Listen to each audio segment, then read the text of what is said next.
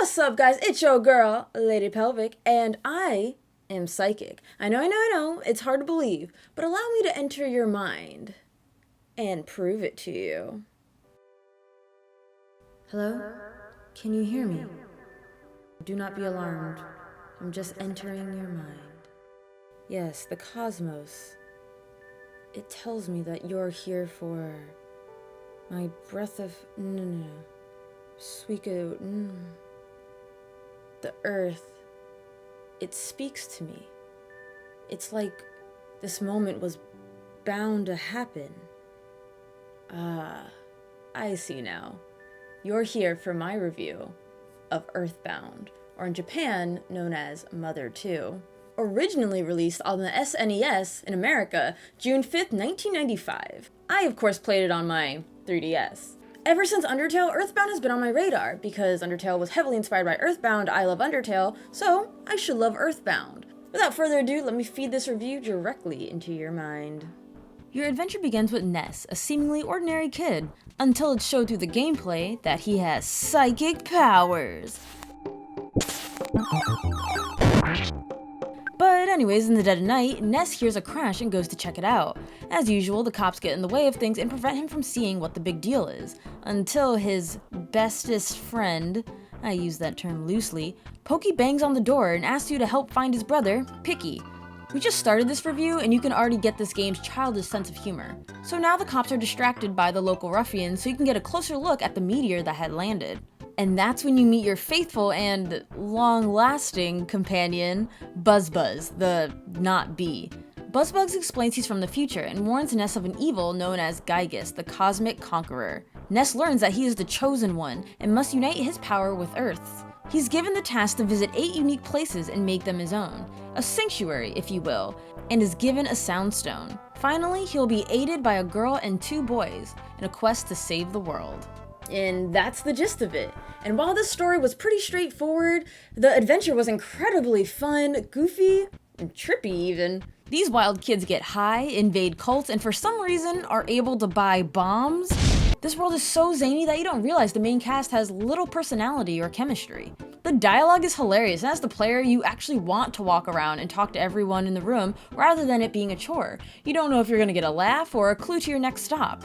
Every NPC offers a piece of the puzzle of that section of the game. What's going on in this town, what the locals are saying, the hotspots, etc. And after you solve that section's problem, you can talk to the people again to get a new piece of fun dialogue. Earthbound's universe is so rich in charm, it's easy to get lost in the comical atmosphere. And even then, while Earthbound generally has a lighthearted tone, it can 100% flip the script and get creepy as hell. You know, it's all fun and games until a spirit of your ancient lineage breaks your legs, rips your arms, and cuts your ears right off.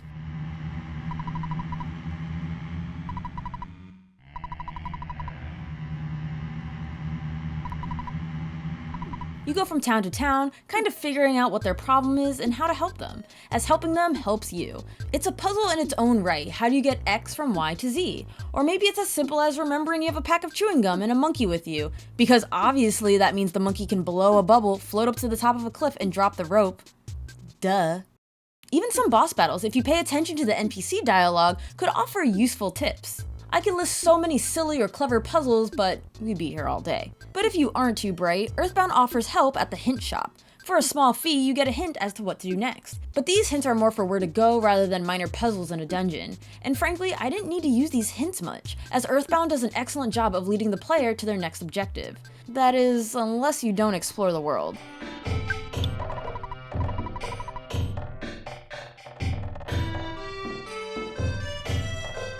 Earthbound's combat takes a clever and innovative twist on JRPG's traditional turn-based battle system. All of your standard options are there: attack, defend, PSI, aka mana. Some characters have unique skills, like Jeff. While he isn't a psychic, he can repair broken items and create new weaponry. In battle, he can spy on enemies, which reveals their strength, defense, and any weaknesses they might have.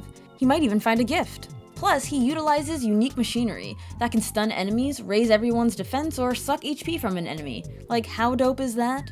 Or Pooh. Yes. Pooh is his canon name. Can use a mirror and turn into an enemy. But where Earthbound's battle system gets interesting is active damage. When an enemy hits you for a large amount of damage, you see your health decrease as the rest of the battle plays out. Before the counter reaches 0, you can heal your team, stopping a fatal blow. Or alternatively, once you see the words "you won," the damage halts.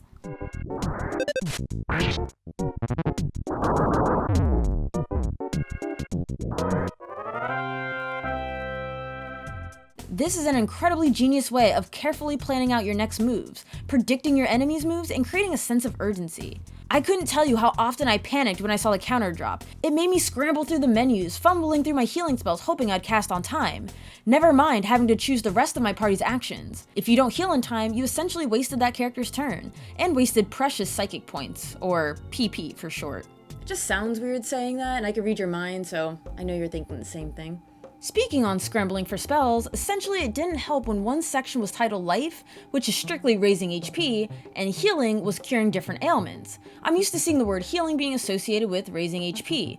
Plus, you didn't exactly see what the spells did while in combat. You had to see what spells did in the spell menu outside of combat, and remember Healing Alpha cures cold, sunstroke, or sleep, while Healing Beta cures all of Healing Alpha and poison, nausea, feeling strange, or uncontrollable crying. I know, minor gripe. On a positive, I love that the ailments were childlike to fit our heroes. Instead of blind, it's uncontrollable crying. Or catching a cold was a lesser poison.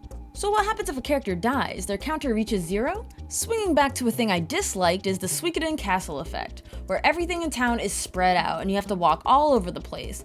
I don't mind shops being separate from the bakery, but when you go to a hospital to collect your unconscious friend and a hotel to recover your HP MP fully, it's just tedious.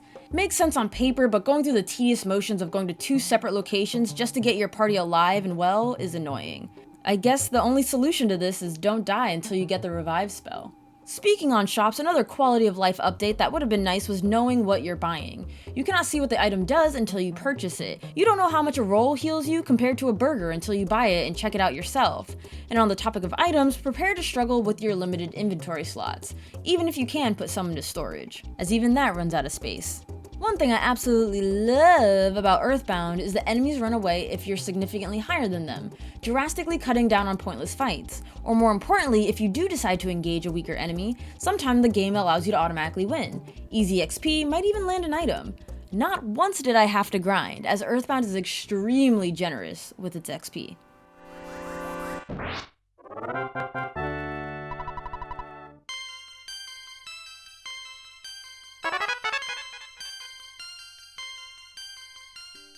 I've told you once, I've told you twice, and now I'm telling you again, I love pixel art, I love sprites, I love 16-bit art. Earthbound is bright, colorful, and the world is so inviting, and when it wants, it can be dark, unsettling, and unwelcoming. While our heroes appear normal, the enemies you fight are anything but normal looking, from hula hooping thugs to literal barf. Yes, barf. And speaking on looks, I love how spells look in this game. Instead of traditional looking fire, they spice it up with flashy red squiggly lines scattering across the screen. The stronger the fire added on to the lesser spell. Same with ice attacks, they were sparkling blue in a faint shape of a snowflake. On top of the unique take on spells, the background while in combat was wonky, adding on to the bizarre world of Earthbound. The visuals just really complemented the game. It was more than just pretty pixels, but a clever way to keep the players engaged without giving them motion sickness. Even when a teammate dies, the small change of making the window menus red tinted changed the mood entirely. The game felt more depressing, and even outside of battle, Earthbound would not let the death of your fallen comrade go, as if having your dead friend's ghost following you around wasn't patronizing enough. Which brings me to the status effect visuals, which are also in your face.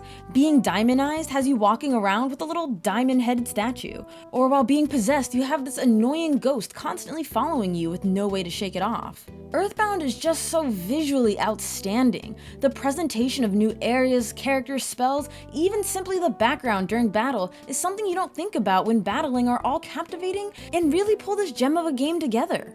And finally, the music. Now, it grew on me. Wasn't a fan at first, didn't like it. But as I played the game, I learned the music is just as odd as Earthbound is, and it fit. Sometimes it sounded creepy and spacey, thoughts of creatures out of this world visiting Earth.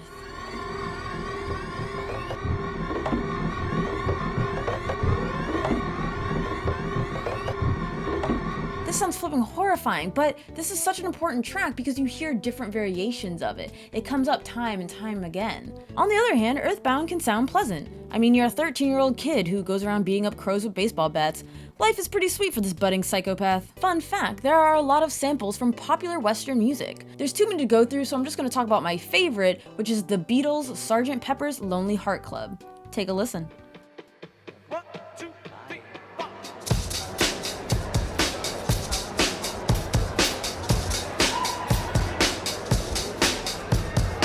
Now let's listen to Megaton Walk.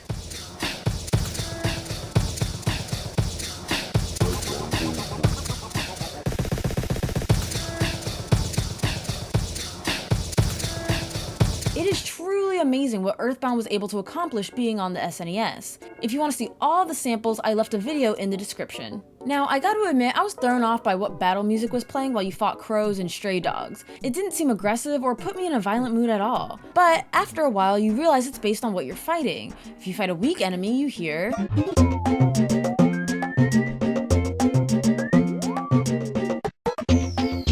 But when you're battling a sanctuary guardian, the mood is low and dark. It sounds like they mean business.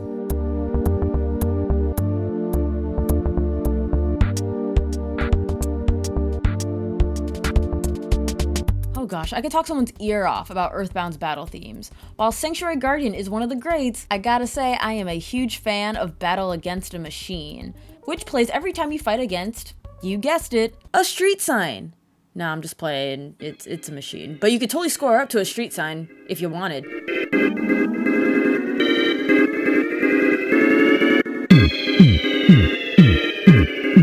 Level with me here for the second. This totally sounds like runway music. I would absolutely tear up the catwalk to this. Okay, so there is one more song that is also one of my favorites. This track just sums up how dysfunctional Earthbound really is.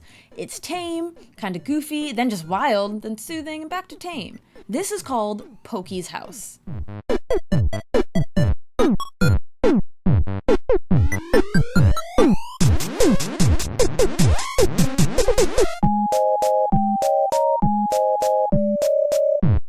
Earthbound is one of those games I could talk about its music forever, but you know, we're wrapping up, I'll get out of your head in a second. So, the cult classic that is Earthbound scores a well-deserved and perfect 10 out of 10. Really? Aside from the slight quality of life issues, I don't have much to bitch about.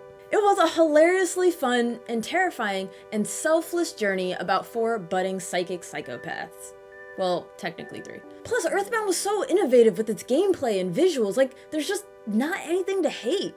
So before I end this psychic session, I have a few more predictions. I see 14 comments talking about my appearance, and 1 comment asking to marry me, and sorry, I cannot oblige. Unless you're the hero of time, it's a no. I see another review coming after Kingdom Hearts 3. Thank you so much for watching. Right box is more reviews like this, and the left box is my Let's Play channel. Be sure to follow me on all my socials and consider supporting me on Patreon.